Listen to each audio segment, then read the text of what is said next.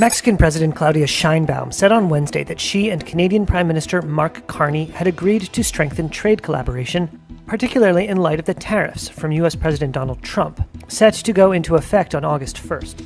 And as countries seek other export markets, that's going to reduce the supply to U.S. markets. It's going to reduce. In the ever-shifting landscape of global trade, where alliances can crumble as quickly as they form, a quiet but seismic shift is underway in North America. On a seemingly ordinary Wednesday in mid-2025, Mexican President Claudia Sheinbaum announced that she and Canadian Prime Minister Mark Carney had forged a pact to deepen their trade ties, a move born directly from the looming shadow of U.S. President Donald Trump's tariffs, set to kick in on August 1st. These aren't just any tariffs. They're the kind that promise to reshape supply chains, inflate costs, and test the bonds of long-standing partnerships.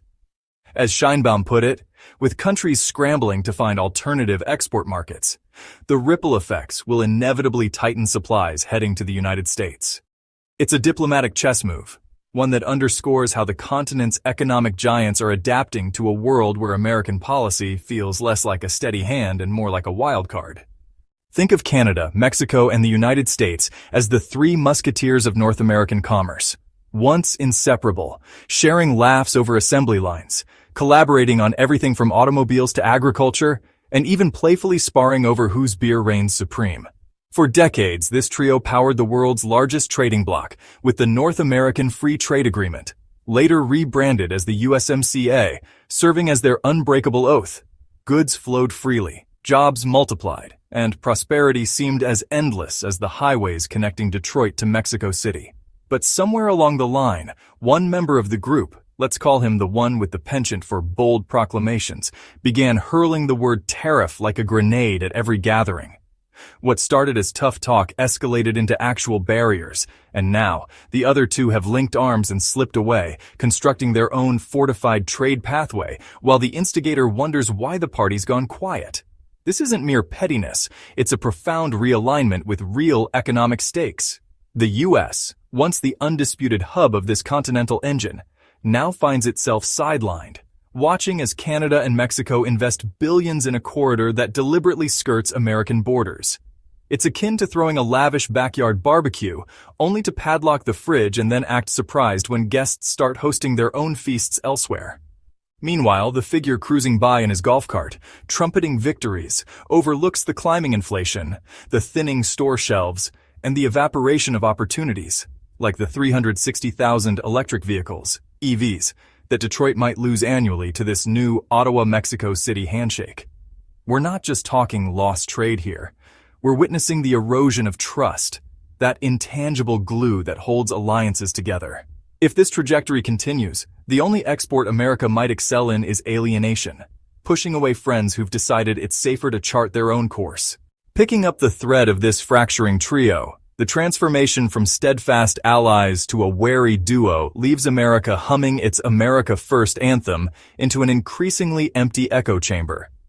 The absence of Canada in particular isn't just socially awkward, it's economically punishing.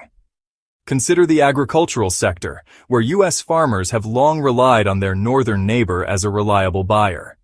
By mid-2025, American food exports to Canada had plummeted by about 8.5%, a sharp drop that strips away vital markets for staples like Minnesota corn and Iowa soybeans. Grocery stores in Ontario, once stocked with these American staples, are now pivoting elsewhere, leaving U.S. producers with surpluses they can't offload easily. This isn't abstract economics. It's felt in the heartland, where family farms teeter on the edge, wondering if the next harvest will even pay the bills. The pain extends beyond farms to the vibrant border communities that thrive on cross-cultural exchange. Canadian tourists, who once flooded U.S. border towns and Vermont resorts with their enthusiasm for shopping sprees and ski weekends, have dialed back dramatically. In June 2025 alone, crossings were down 33% compared to the previous year, a statistic that translates to empty hotel rooms, shuttered diners, and quiet main streets. In places like Michigan and Vermont, breweries that catered to these visitors are now tallying layoffs, their taps running dry not from lack of beer, but from a dearth of patrons. Inns that once buzzed with laughter from Toronto weekenders now echo with silence. It's as if the iconic bridges spanning the Great Lakes, symbols of interconnected economies, have become ghost towns, their lanes devoid of the trucks and cars that once symbolized mutual prosperity. This silence speaks volumes about the state of negotiations. When invitations to the bargaining table are replaced by a cold shoulder, it signals a deeper rift. The drama unfolding isn't random chaos. It's the direct fallout from transforming every trade discussion into a high-stakes brawl. The White House, under Trump's leadership, may tout tariff revenues as a triumph, clenching fists over incoming dollars. But in doing so, it has squandered the subtle diplomacy that once kept allies engaged. That magic, the art of compromise, the assurance of reliability, has vanished in months. Canada, feeling the pinch, has simply turned off the spigot. Instead of retaliating with flashy countermeasures, they've redirected their gaze inward and abroad, swapping U.S. agricultural goods for suppliers from Europe and Asia. Tourist dollars that once flowed south are staying home, and during what should be peak travel seasons, the drop-off is stark. Local businesses in Canada are restocking shelves with homegrown produce, as shoppers embrace a maple-first ethos, not out of spite, but out of a pragmatic desire for stability. The U.S. economy, in turn, bears the brunt of this sting. That vacant ferry route between Toronto and Detroit isn't a quaint postcard image. It's a stark emblem of isolation. Canada's response has been masterful in its restraint. No dramatic shovel-throwing of tariffs back across the fence, but a calculated pivot towards self-sufficiency. Under Prime Minister Carney's steady guidance, Ottawa rolled out a $1 billion Canadian dollar fund aimed at bolstering domestic steel production and supply chains. This isn't just government spending. It's a lifeline that has unions and companies alike breathing sighs of relief. One Ontario steel plant manager captured the sentiment perfectly. "We felt like we were drowning. Now at least someone is throwing us a rope." Rather than mimicking the tariff theatrics emanating from Washington, Canada opted for composure, introducing tariff rate quotas that cap steel imports from non-FTA countries at 50% of 2024 levels, with a hefty 50% tariff slapped on anything exceeding that. Moreover, they've mandated prioritizing Canadian steel in major infrastructure and automotive projects, ensuring that homegrown resources fuel the nation's growth. The shifts are already palpable, even before full implementation. A Toronto-based automaker noted how Canadian components are swiftly replacing U.S. parts in contracts, with employees expressing renewed optimism. Our jobs matter again. For ordinary Canadians, this transcends policy jargon. It's a narrative of national pride reclaiming the spotlight. Grocery chains have launched Buy Canadian campaigns, subtly phasing out American beef and produce in favor of local alternatives. A farmer from Manitoba summed it up poignantly. "We're not just farming corn anymore. We're planting independence. The long-term benefits will outlast any short-term disruption."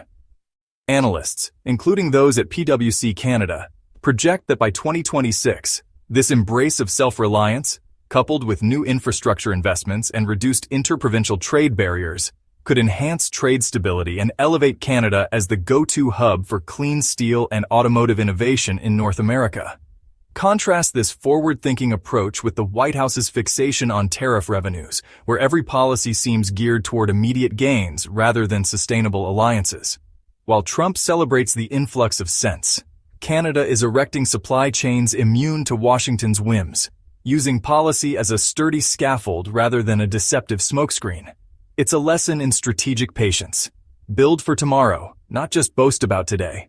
Building on this foundation of resilience, Canada and Mexico haven't merely distanced themselves from the U.S. They've constructed an alternative reality, a northern corridor that's poised to redefine North American trade without American fingerprints. After quietly exiting the shared barbecue, they've erected their own grand banquet hall, one that reroutes nearly $120 billion in annual trade flows, equivalent to about 2.8% of the Midwest's GDP, entirely around U.S. territory. This isn't a hasty detour.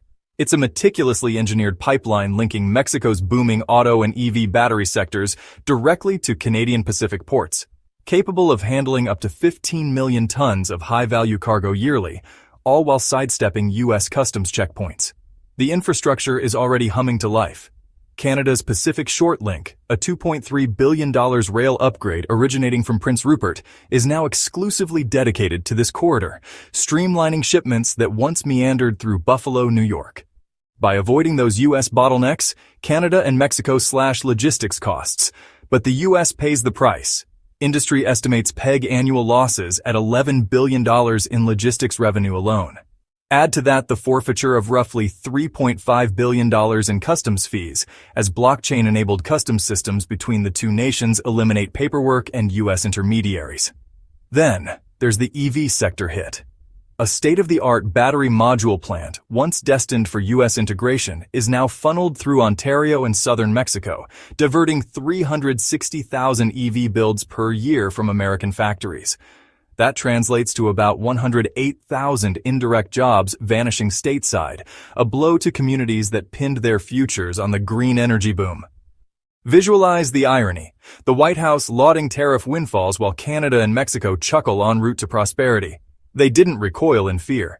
They recalibrated with precision. The unspoken mantra? If a new pathway lets us sidestep America altogether, why ever return? This corridor isn't a temporary fix.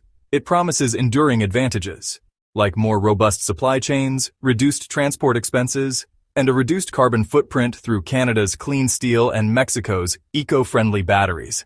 It even paves the way for lucrative European carbon trading partnerships. Brokers anticipate locked-in efficiency gains that persist regardless of future U.S. policy shifts. Officials project the corridor could be fully operational by 2028. With at least $69 billion in diverted trade by 2026. In essence, Canada and Mexico are crafting a borderless green artery that solidifies their interdependence, rendering the U.S. a marginal player rather than the central force.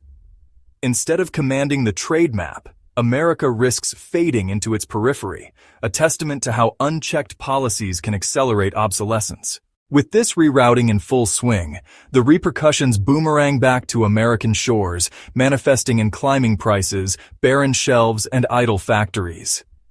No one anticipated that the White House's tariff strategy would transform robust production lines into sputtering relics, yet here we stand.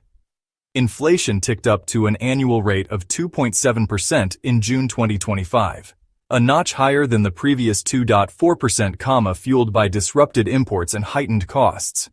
In manufacturing heartlands like Michigan, Louisville, and Ohio, Ford assembly plants have ground to halts or slowdowns, not for routine maintenance, but due to acute shortages of essential components, particularly rare earth magnets crucial for EV systems. General Motors' Warren Truck Assembly and other pivotal facilities have followed suit, slashing output or shuttering temporarily, unleashing chaos on supply chains and displacing thousands of workers. This double whammy, escalating consumer prices atop faltering production, cuts deep. It's like attempting to assemble a puzzle with half the pieces missing. The tariffs have priced out key ingredients, but no contingency filled the void. Towns that once rallied behind Made in Detroit slogans now grapple with betrayal. Not from overseas competitors, but from domestic policies that ballooned costs while choking off supplies. The vaunted pledge that tariffs would repatriate jobs echoes hollowly as Ford and GM idle lines, postponing EV battery initiatives that were supposed to herald a new era of American innovation. For a Midwest retiree, patriotism sours when grocery bills swell, gasoline prices surge, and air conditioning repairs cost a fortune. All while his community hemorrhages contracts and faces waves of layoffs. The only win in sight is a steeper tab at the checkout. When the administration boasts of $550 billion in tariff collections, it's wise to scrutinize the fine print. Tally the forfeited wages, the forsaken shifts, the stalled Detroit lines. This wasn't crafted to uplift workers. It was a spectacle of fiscal bravado.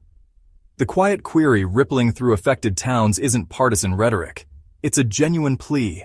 If tariffs aim to revive manufacturing, why have our plants fallen silent, and why do everyday expenses climb in tandem?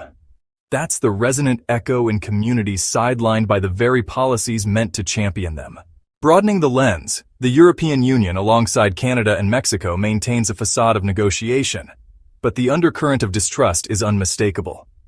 The partnership's sheen is fracturing. revealing fissures too wide to ignore.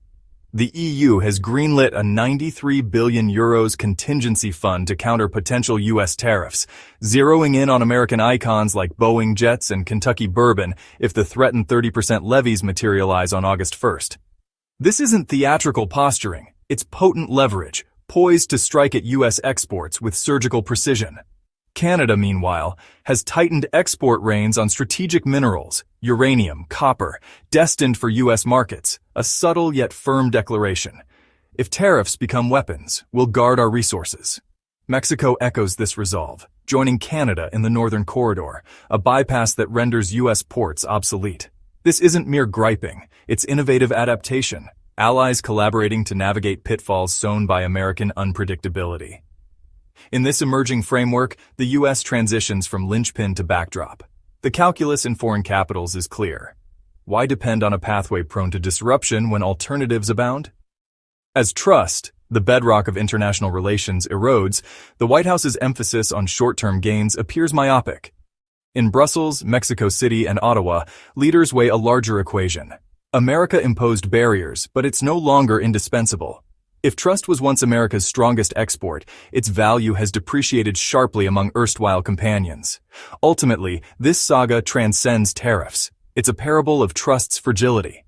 Genuine friends aren't coerced. True partners aren't bullied. While the leader in the red tie rattles off figures of supposed triumphs, the global community drifts away, not deterred by percentages, but by the instability of the grip. Empires don't topple from fiscal hikes alone. They falter when handshakes lose their appeal. The pressing inquiry isn't the tariff's magnitude, but who still invests faith in America's promise. As the world watches this unfold, one thing is certain.